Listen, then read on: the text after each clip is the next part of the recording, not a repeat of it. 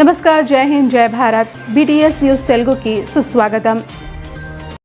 వారు చెప్పినట్టు తెలంగాణ రాష్ట్ర ప్రభుత్వం భారతదేశంలోనే ఈరోజు మరి ముఖ్యంగా వరి ధాన్యం ఉత్పత్తిలో తెలంగాణ రైతుల కష్టం గౌరవ ముఖ్యమంత్రి గారి విజన్ పుణ్యమా అని చెప్పి భారతదేశంలోనే అగ్రభాగాన ఉన్న విషయం మీ అందరికీ కూడా తెలిసిందే అధ్యక్ష పోయిన సంవత్సరం ఎప్పుడైతే ఈ కోవిడ్ మహమ్మారితో అందరం కూడా బాధపడతా ఉన్నామో ఆనాడు రైతులకు ఇబ్బంది కాకూడదన్న ఉద్దేశంతో గ్రామాన ప్రొక్యూర్మెంట్ సెంటర్లు పెట్టి రాష్ట్ర ప్రభుత్వం వరి ధాన్యాన్ని కొనుగోలు చేసిన విషయం కూడా మనందరికీ తెలిసిందే అధ్యక్ష।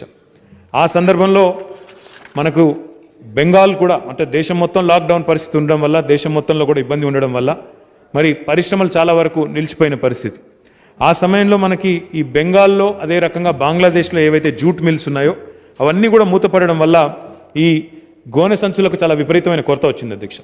వచ్చినప్పుడు గౌరవ ముఖ్యమంత్రి గారు వ్యవసాయ శాఖ మంత్రి నిరంజన్ రెడ్డి గారిని అదే రకంగా పరిశ్రమల శాఖ మంత్రిగా నన్ను ఇద్దరిని కూడా పిలిచి ఎక్కడి నుంచో మనం గోనె సంచులు తీసుకోవడం కాదు, మన రాష్ట్రంలోనే ఉత్పత్తి చేసే దిశగా మీరు ఆలోచన చేయండి, ఎక్కడెక్కడ వారు ఎవరెవరైతే పరిశ్రమలు ఉన్నారో వారిని పిలవండి, పిలిచి ప్రోత్సహించి మనం వారందరికీ కూడా కావాల్సిన రాయితీలు ఇచ్చి ఇక్కడే పెట్టుబడులు పెట్టించండి అని చెప్పి ఆదేశం ఇచ్చినారు అధ్యక్ష। దానికి అనుగుణంగానే ఇందాక నేను విజ్ఞప్తి చేసినట్టు వరంగల్ జిల్లాలో గ్లాస్టర్ లిమిటెడ్ అనే కంపెనీ, రాజన్న సిరిసిల్ల జిల్లాలో MBG కమాడిటీస్ అనే కంపెనీ, కామారెడ్డి జిల్లాలో కాళేశ్వరం ఆగ్రో అనే కంపెనీ, మొత్తం ఈ 3 కంపెనీలు కలిసి 887 కోట్ల రూపాయలు పెట్టుబడులు పెట్టడానికి ముందుకొచ్చారు అధ్యక్ష। దీనివల్ల 10,448 మందికి ప్రత్యక్షంగా ఉపాధి అవకాశాలు, పరోక్షంగా దానికి ఖచ్చితంగా రెండింతలుగా పరోక్ష ఉపాధి అవకాశాలు కూడా వస్తాయి అధ్యక్ష।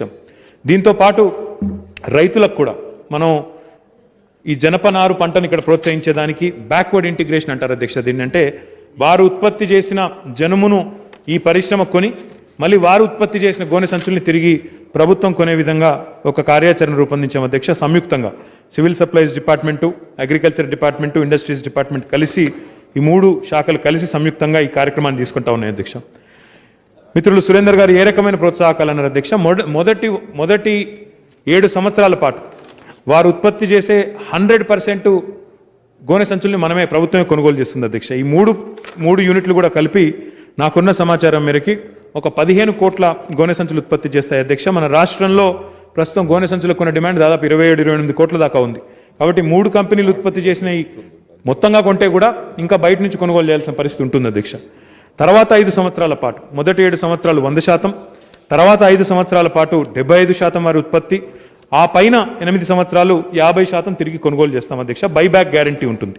దీంతో పాటు జనుము ప్రస్తుతం మన దగ్గర పండడం లేదు, బీహార్ నుంచి బంగ్లాదేశ్ నుంచి ఇక్కడికి తీసుకొని రావాల్సి ఉంటుంది అధ్యక్ష। అందుకే వీరి కోసం రవాణా సబ్సిడీని కూడా ప్రభుత్వం ఇస్తుంది అధ్యక్ష।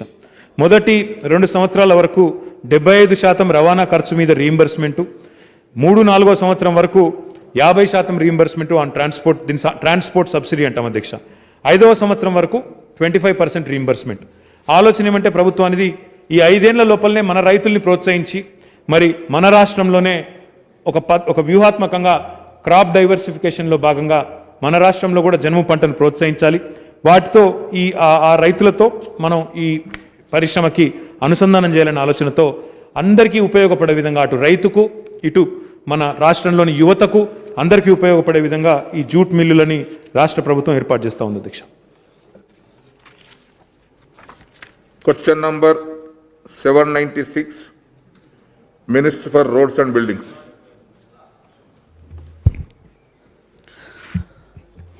అధ్యక్ష, ఏ ప్రశ్నకు సమాధానం?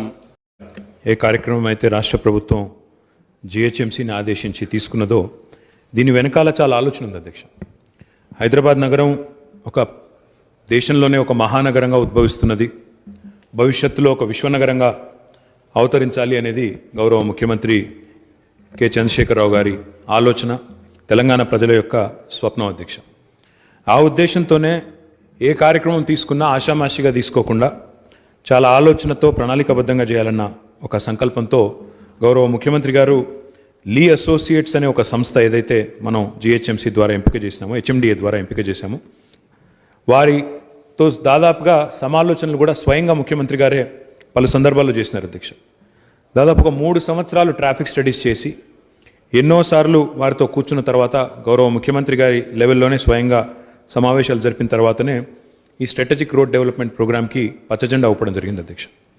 ఇందులో కూడా చాలా ఆలోచనతో చాలా అర్థవంతమైన ఒక విధానంతో ముందుకు పోతా ఉన్నాం అధ్యక్ష. ఇప్పుడే మిత్రులు సుధీర్ రెడ్డి గారు అన్నారు, లాక్డౌన్ సమయంలో మొదటి దశ లాక్డౌన్ సమయంలో హైదరాబాద్ నగరం మొత్తం స్తంభించిపోతే, కార్యకలాపాలన్నీ స్తంభించిపోతే, ప్రజలు తమ తమ ఇళ్లకు పరిమితమైతే మా జిహెచ్ఎంసీ మరియు మా హెచ్ఎండిఏ సిబ్బంది మాత్రం అహోరహం కష్టపడి కొత్త లింక్ రోడ్లు కానీ, కొత్త అండర్ పాస్లు కానీ, ఫ్లైఓవర్లు కానీ చాలా వేగంగా పూర్తి చేసినాం అధ్యక్ష.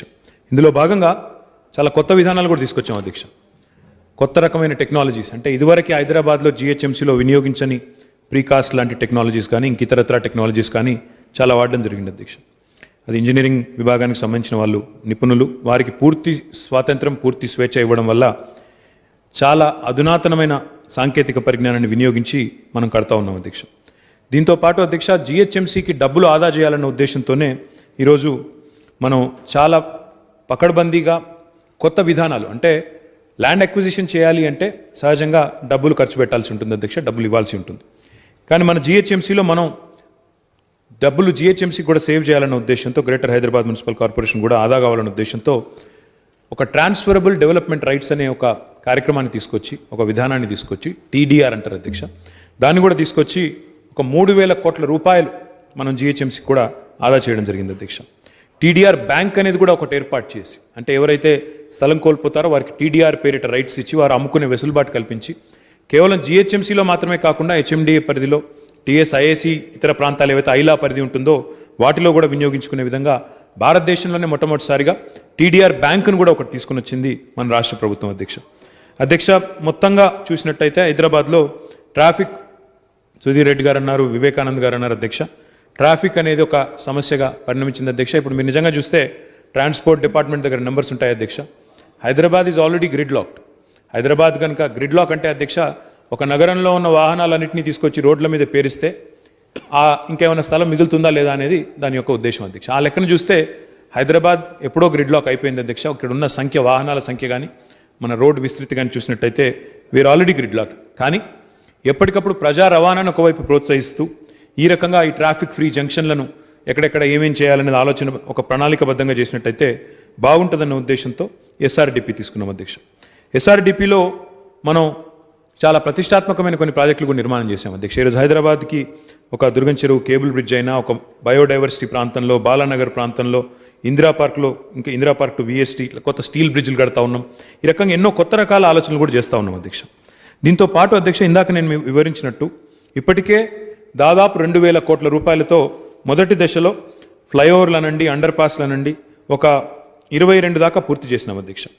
ఇప్పుడు మిత్రులు అక్బరుద్దీన్ ఓవైసీ గారు అన్నారు అధ్యక్ష, మాది అందులో 22లో ఒకటి కూడా లేదన్నారు.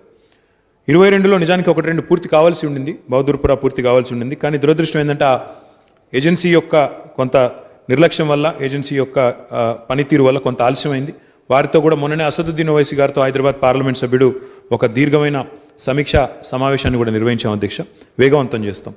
ఇందులో ప్రధానంగా ఇప్పుడు చూస్తే ఆన్గోయింగ్ వర్క్స్ కూడా చూసుకుంటే అధ్యక్ష, సౌత్ జోన్లో ఓవైసీ జంక్షన్ ఫ్లైఓవర్ ఒక 93.6 కోట్ల రూపాయలతో, బహదూర్పురా ఫ్లైఓవర్ 106 కోట్ల రూపాయలతో, చాంద్రాయన్గుట్ట ఫ్లైఓవర్ ఒక 41,55 లక్షల రూపాయలతో, Nalgonda cross road to Owaisi junction 523 కోట్ల రూపాయలతో, ఫలక్నుమా ఆరోబి 52 కోట్ల రూపాయలు, శాస్త్రీపురం ఆరోబి 91 కోట్లు, అదేవిధంగా ఆరాంఘట్ జూ పార్క్ ఫ్లైఓవర్ ఏదైతుందో 636 కోట్లు. ఈ రకంగా మొత్తం 1,545 కోట్ల రూపాయలతో వివిధ దశల్లో మనం ప్రస్తుతం పనులు తీసుకుంటున్నాం అధ్యక్ష. చార్మినార్ జోన్ అనండి, సౌత్ జోన్ అనండి, ఇవన్నీ కూడా తీసుకుంటా ఉన్నాం అధ్యక్ష. మిత్రులు వివేకానంద్ గారు మాట్లాడుతూ మాకు కొన్ని శివారు ప్రాంతాలు ఏవైతే ఉన్నాయో, గ్రేటర్ హైదరాబాద్లో లేకపోవచ్చు, శివారు ప్రాంతాల్లో ఏవైతే ఉన్నాయో వాటిని మీరు ప్రత్యేకంగా దృష్టి సారించండి చెప్పారు. అందులో ముఖ్యంగా వారు ప్రస్తావించింది నిజాంపేట్ కార్పొరేషన్ పరిధిలో ఉన్న రహదారులని కొన్నిటిని హెచ్ఎండిఏకి కానీ, హెచ్ఆర్డిసిఎల్ కానీ బదలాయించమని కోరారు. ఇన్నర్ రింగ్ రోడ్లో ప్రస్తుతం ఏదైతే ఇన్నర్ రింగ్ రోడ్డు ఆర్ఎండ్బి పరిధిలో ఉందో దాన్ని కూడా హెచ్ఎండిఏకి బదలాయించమని వారు కోరారు. అదే మాదిరిగా వారు ఇంకో మాట ఏమన్నారంటే, హైదరాబాద్ని మీరు ట్రాఫిక్ ఫ్రీ చేస్తే ఆ ఒత్తిడంతా వచ్చి మా మీద పడుతుందన్నారు. అధ్యక్ష, అది వాస్తవం. ఇప్పుడు హైదరాబాద్ని కేవలం జిహెచ్ఎంసీగా చూడడానికి వీల్లేదు అధ్యక్ష. అందుకే గౌరవ ముఖ్యమంత్రి గారు మాకు ఇప్పటికే ఆదేశం ఇచ్చున్నారు. ఓఆర్ఆర్ లోపల, ఓఆర్ఆర్కి అవతల కూడా ఒక 2 కిలోమీటర్ల అవతల కూడా తీసుకొని ఈ మొత్తం భూభాగాన్ని హైదరాబాద్ అర్బన్ అగ్లోమరేషన్ పేరిట, హెచ్యుఏ అనే పేరిట మీరు ప్రణాళికలు రూపొందించండి. అవసరమైతే 4 భాగాలుగా విభజించి స్టడీ చేయండి, అధ్యయనం చేసి ఎక్కడ బాగా వేగంగా అభివృద్ధి చెందుతున్న ప్రాంతాలు ఎక్కడున్నాయి, అక్కడ ఉండవలసిన సివరేజ్ వ్యవస్థ ఏమిటి, అక్కడ ఉండవలసిన మంచినీటి వ్యవస్థ ఏంది, అక్కడ ఉండవలసిన ట్రాఫిక్ వ్యవస్థ ఏంటి, రోడ్ల వ్యవస్థ ఏంటని చెప్పి ముఖ్యమంత్రి గారి ఆదేశం మేరకు ఇప్పటికే ప్రణాళికలు రూపొందించాం అధ్యక్ష. రూపొందించడమే కాకుండా ఇప్పుడే గౌరవనీయులు సుధీర్ రెడ్డి గారు చెప్పినట్టు హైదరాబాద్ నగరం యొక్క అవసరాలు 2031, 2041 సంవత్సరం వరకు కూడా దృష్టిలో పెట్టుకొని మొన్ననే సివరేజ్ వ్యవస్థకు సంబంధించి 3,866 కోట్ల రూపాయలు ఒకటే రోజు శాంక్షన్ చేసి ఒక 31 కొత్త ఎస్టీపీలను కూడా మంజూరు చేస్తూ ఉన్నాం అధ్యక్ష. దాంతోపాటు శివారు ప్రాంతాల్లోని ఏవైతే ఇప్పుడు వారు అన్నట్టు నిజాంపేట్ కానీ, బండ్లగూడ కానీ, లేదా జల్పల్లి కానీ, ఇంకా ఇతరత్ర కార్పొరేషన్స్ ఏవైతే ఉన్నాయో, మున్సిపాలిటీలు ఏవైతే ఉన్నాయో 25 ORR లోపల, వాటికి సంబంధించి కూడా 1,200 కోట్ల రూపాయలు మొన్ననే కేబినెట్ ఆమోదం ఇచ్చింది అధ్యక్ష. మంచినీటి సమస్యను కూడా భవిష్యత్తు అవసరాలను దృష్టిలో పెట్టుకుని తీర్చే ప్రయత్నం చేస్తూ ఉన్నాం. లింక్ రోడ్స్ కూడా అధ్యక్ష, ఇది గతంలో ఎవరు చేయలేదు. లింక్ రోడ్స్ కూడా Hyderabad road development corporation limited పేరిట ఒక సంస్థను ఏర్పాటు చేసి ఒక 132 లింక్ రోడ్స్ తీసుకున్నాం అధ్యక్ష. అందులో ఇప్పటికే ఒక 24 పూర్తయినాయి అధ్యక్ష, మిగతా అన్ని కూడా చేసుకుంటూ పోతా ఉన్నాం. గౌరవనీయులు వివేకానంద్ గారు ప్రస్తావించిన మరి NH 44 to Fox Sagar road ఏదైతే ఉందో తప్పకుండా దాన్ని కూడా కన్సిడర్ చేస్తాం అధ్యక్ష. దాంతోపాటు వారు చెప్పిన ఇంకో మాట కూడా చెప్పారు అధ్యక్ష, మన ఇంకా కొన్ని లింక్ రోడ్లు కూడా మా ఏరియాలో తీసుకోవాలన్నారు. తప్పకుండా లింక్ రోడ్స్ ఎన్నైనా తీసుకోవడానికి this government is all for addition of roads అధ్యక్ష, creation of new infrastructure, addition of roads. ఎందుకంటే ఒక రోడ్ యాడ్ చేయడం వల్ల ఎకనామిక్ యాక్టివిటీ పెరుగుతుంది, ఒక రోడ్ యాడ్ చేయడం వల్ల నగరం యొక్క ట్రాఫిక్ కంజెషన్ తగ్గుతుంది, ప్రజల సమయం మరి సేవ్ అవుతుంది, దాంతోపాటు ప్రజలకు కూడా మరి మెరుగైన జీవన ప్రమాణాలు లభించే అవకాశం ఉంటుంది. సుధీర్ రెడ్డి గారు ఎల్బీ నగర్, బైరామల్ కూడా నాగోల్ ప్రాంతంలో జరిగిన ఫ్లైఓవర్స్ గురించి చెప్పారు అధ్యక్ష. అవన్నీ కూడా దాదాపు 450 కోట్ల రూపాయలతో ఒక్క ఎల్బీ నగర్ నియోజకవర్గంలోనే SRDPలో చాలా పెద్ద ఎత్తున కార్యక్రమాలు తీసుకున్నాం అధ్యక్ష. వారు నాలాల గురించి ప్రస్తావించారు. సబ్జెక్టు మరి ప్రశ్నకు సంబంధం లేకపోయినప్పటికీ మొదటి దశలో 858 కోట్ల రూపాయలతో స్ట్రాటజిక్ నాలా డెవలప్మెంట్ ప్రోగ్రామ్ పేరు మీద తీసుకున్నాం అధ్యక్ష. అందులో వారు చెప్పినట్టు ఏదైనా మిస్ అయితే తప్పకుండా దాన్ని కూడా తీసుకుంటాం అధ్యక్ష. దాంతోపాటు మిత్రులు అక్బరుద్దీన్ ఓవైసీ గారు ఒక మాట అన్నారు, మీరు మరి ఏ రకంగా how are you raising money for this, term loan తీసుకున్నారా లేకపోతే బాండ్స్ ఇష్యూ చేశారా? నా విజ్ఞప్తి ఏమంటే మిత్రులు అక్బరుద్దీన్ ओवैसी गार तो हमारा जो फिलॉसफी है डेट के बारे में, एक बार इसके बारे में आप तो जानते ही हो, आप पूरा दुनिया में आप बहुत जगह जा चुके हो, इंफ्रास्ट्रक्चर कितना ज़रूरी है कोई सिटी की तरक्की के लिए आप तो जानते ही हो. Any investment, any single rupee that is invested into creating additional infrastructure for a city has to be looked at as investment into the future. It can't be looked at as debt. That is my appeal to my friend Akbar Owaisi, because I think what is important for all of us to understand, मैं सुनते रहता हूँ, कभी का एक बार देखते रहता हूँ, हमारे भाई यहाँ पे जो आज नहीं है कांग्रेस के, कहते रहते हैं कि डेट ट्रैप में गया तेलंगाना. मैं तो कहता हूँ जो हर एक रुपया हम प्रोडक्टिव सेक्टर पे लगाते हैं, हर एक रुपया हम लोग जो कैपिटल एक्सपेंडिचर के लिए इंकर करते हैं, हर एक रुपया जो हम लोग नया एसेट क्रिएट करने के लिए, जिससे प्रोडक्टिविटी स्टेट की और प्रोडक्टिविटी देश की बढ़ती है, नेशन बिल्डिंग की बढ़ती है, इसके बारे में हमें उसको फ्यूचर पे इन्वेस्टमेंट के जरिए देखना चाहिए. It should not be looked at as date, but in any case so far the expenditure that has been incurred I have already stated with you. The loan that has been taken is actually a rupee term loan that we have taken from State Bank of India. We have already taken a loan of, we have taken an in principle sanction of 5,900 odd crores, and for this annual debt servicing that we are currently doing is about 296 crores, and that is being done with the guarantee of the state government. अगर से GHMC, अगर कोई कहता है कि GHMC debt trap में चला गया, GHMC के पास पैसे नहीं है, this is all backed by state guarantee. So we need not worry about the financial health of GHMC. But let me also add one more thing, sir. Every single location we lay a link road, or every single location we lay a flyover or an underpass, there is new economic activity happening. There is a boom in economic activity, because हमेशा आप अगर देखेंगे economic activity वहीं होता है, transit oriented होता है economic activity, transit oriented development होता है, तो उससे आमदनी भी बढ़ती है. जो हम लोग इन्वेस्टमेंट करते हैं उससे आमदनी भी बढ़ती है, उससे GHMC की भी हेल्थ भी बढ़ती है, और सिटी के लिए भी एडिशनल इंफ्रास्ट्रक्चर और वैल्यू क्रिएशन भी होता है. तो my request to honourable Akbar Owaisi sahab, the second phase of SRDP is being finalised right now.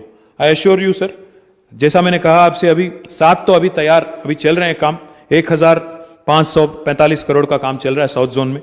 इसके अलावा अगर आपके कोई रिक्वेस्ट है, जैसे आपने कहा रेती बौली है, बंडलागुड़ा है, हफीज बाबा नगर, आसिफ नगर, फील खाना, मुस्लिम जंग ब्रिज, और आप मूसी के ब्रिज के बारे में भी आपने जिक्र किया, तो ये सारे भी चीज़ जो है सेकेंड फेज में लेने की कोशिश करेंगे। जैसा मैंने कहा अभी 6,000 करोड़ का काम जारी है। इसके अलावा अभी सेकेंड फेज में जितना ले सकते हैं, depending on the financial status, will certainly take up and will take, please give your recommendations in writing to me. Definitely the government will consider it and honor it. Thank you. Question number ఇంతటితో ఈ వార్తలు సమాప్తం. నమస్కారం.